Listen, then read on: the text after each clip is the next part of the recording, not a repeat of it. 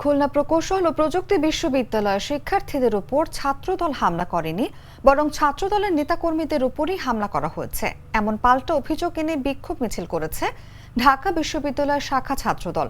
মঙ্গলবার রাত 8:30টার দিকে টিএসসি থেকে বিক্ষোভ মিছিল শুরু করেন ছাত্রদলের নেতাকর্মীরা।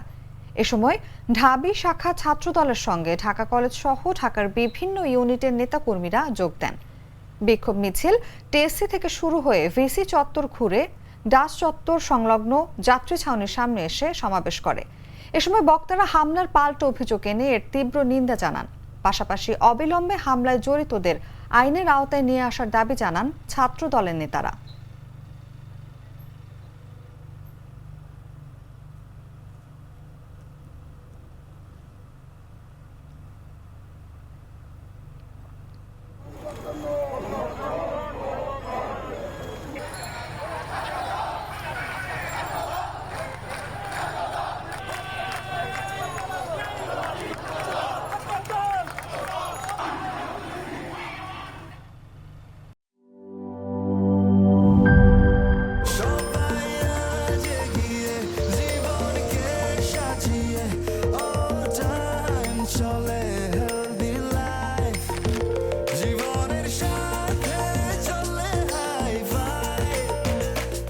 চলার পথে স্বাস্থ্যকর all time honeycomb, all time healthy life.